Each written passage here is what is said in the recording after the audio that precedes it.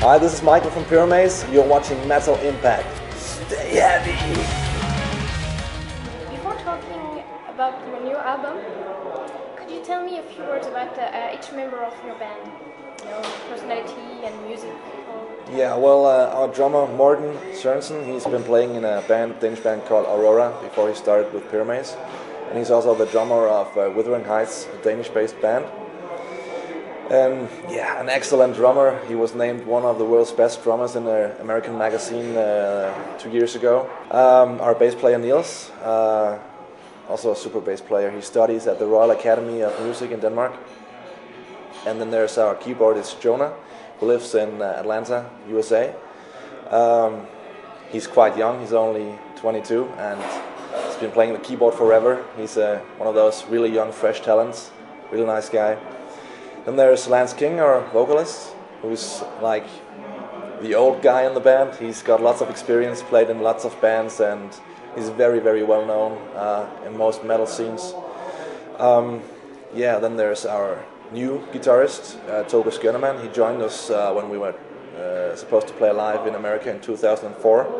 And we became really good friends, and he's a fantastic solo guitarist. So we decided to make him a permanent member of the band. Well, then there's me.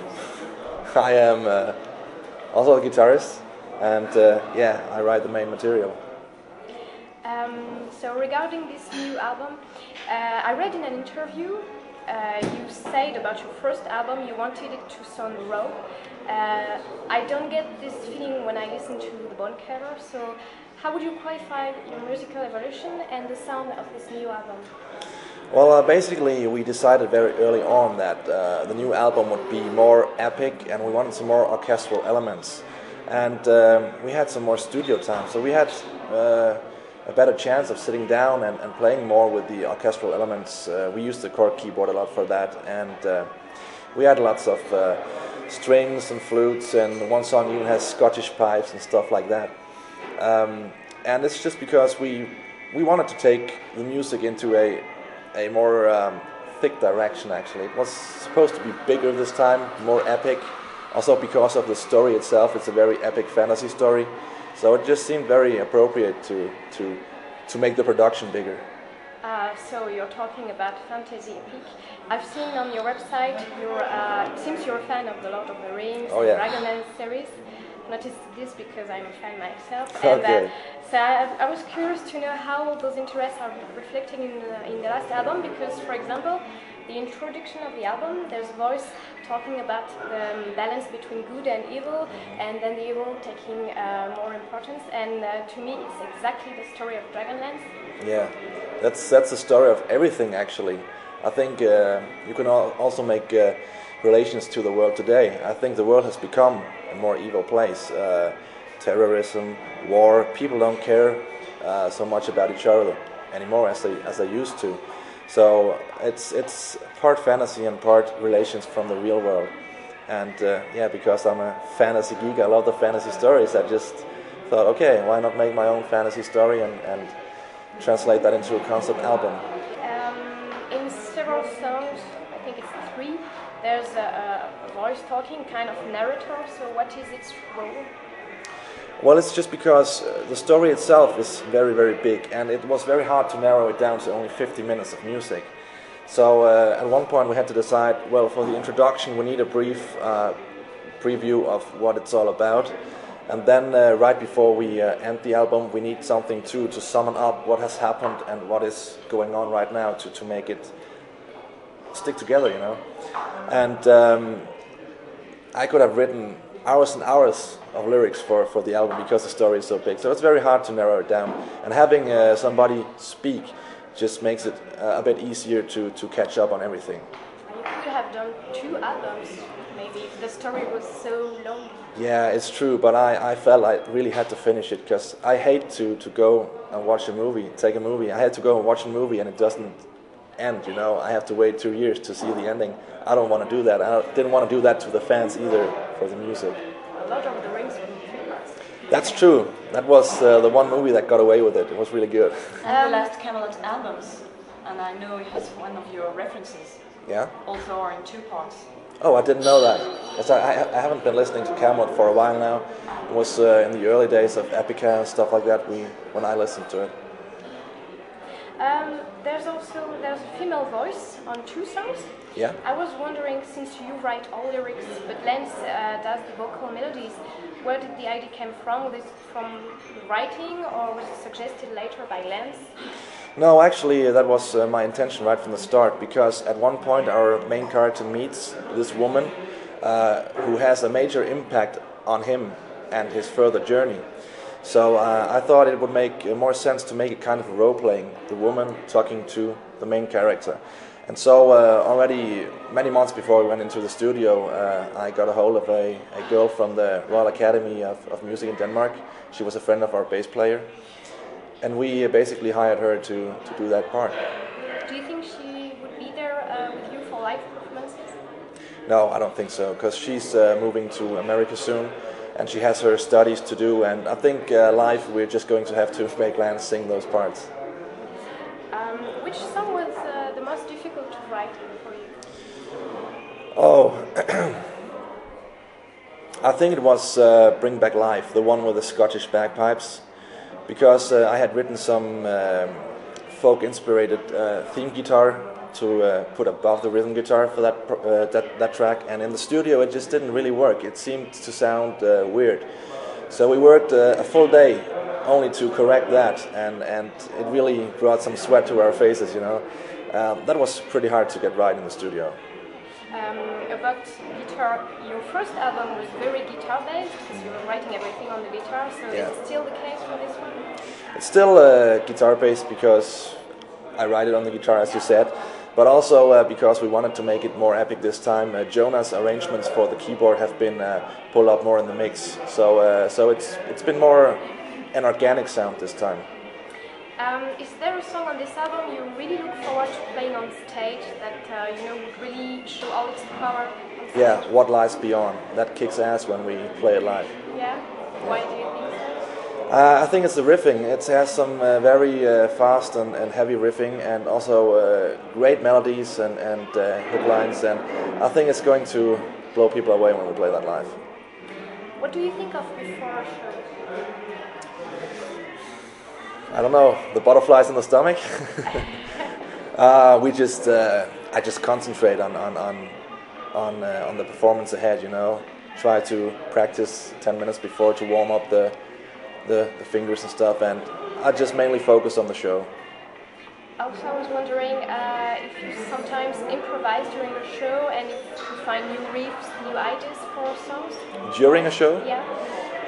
Not very much, and we haven't had so many shows. We only had 6 shows so far because we live so far apart and we all have daytime jobs, so we haven't been on a real tour yet either. So it's been mainly sticking to the album when we played live. You just said, you all live far apart from each other. Don't you think it's difficult to be expand when someone lives in the US, and also for stage performances? Isn't it disturbing because you don't have so much time to rehearse together? Yeah. Of course, it's more difficult than if we were all living together. But with today's modern technology, we can do just about anything. You know, we have a private server. Our drummer, he's a computer specialist. He has a private server. Or we can upload stuff before the studio, and Lance can download it at his place in America. And before live shows, we just meet up like 1 week or 5 days before the show and practice. And before we meet, everybody just practices with a CD so that all the lines are stuck in the head. So it's okay. It's more difficult, of course, but it's okay. Yeah, because people feel if the band is really together, if there's a complicity. And how is life backstage, the rest of the band, when you're on tour? It's real nice actually, because we don't see each other that often because of the distance. So it's always like a little reunion, you know. We have fun and we talk a lot and joke a lot, and it's really nice. So touring is like a kind of privileged moment for the band. Yeah, it is. Touring and studio and rehearsing, it's really good because we all get along very well. We are good friends actually, and so it's nice. And what do you prefer, while you are touring or while you are rehearsing? I would say rehearsing, because touring is also very hard with all the traveling, and being a relatively new band, the traveling arrangements are not so high quality, you know. We don't have nightliners and stuff. We had to take planes and trains and drag our equipment and stuff, so it can be hard, but rehearsing is just fun because we are there and the equipment is there and have a good time. What is your most funny memory on stage? Most funny memory? That must be from our very first gig in America. We were playing at this huge rocker bar, and most of the audience was actually between 35 and 50 years old. It was very funny. And this guy who was like 48 or something, he was jumping around in front of our monitors, and suddenly he was like, oh! He tipped over and knocked around everything. He looked so damn funny. You had to be there to see it. And is there a band you dream of touring with? That would be Blind Guardian, I think. I'm a huge fan of Blind Guardian. I really like the way they write music and the way they approach the fans, and in general, very, very nice people, I think.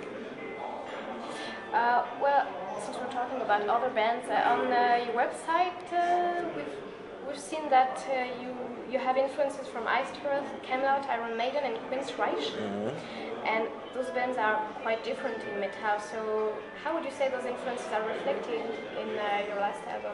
Well, the Queen's Reich and Iron Maiden influences are stuff that people have told us, you know. So it's our management who say, okay, people think you sound like this, and I don't really hear it with the Queen's Reich and the Iron Maiden, but Iceberg definitely, because of the riffing. I think I write kind of similar to the way John Schaefer writes. So I can draw some parallels there. But Iceberg is very dark as compared to your music.